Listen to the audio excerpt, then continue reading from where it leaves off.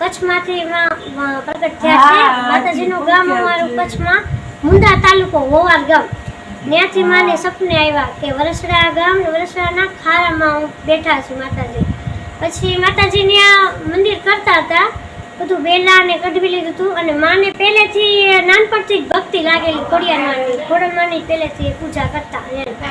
અને ત્યાં બધું મંદિરની તૈયારી થતી હતી ત્યાં માને સપને આવ્યા કે વરસડા ગામ વરસડાની ખારામાં અમારું ત્યાં છે નાની એવી ઓરડી. પછી ત્યાં માતાજી ત્યાંથી આવ્યા, વરડા બધા ભાઈઓને દરબારોને બધા ભેગા કર્યા. ત્યાં વાત કરી કે આવી રીતે ક્યાં છે નાનું ઓરડી છે, મંદિર, નાની એવી દેરી હતી અહીંયા ખાલી કેરિયાને વરસડાની માં એમ કહેતા કે મને ત્યાં સપને આવેલું છે. જે અહીંયા બધાની વાત કરી તો એને કીધું કઈ માં ભણી તો ગણાય છે,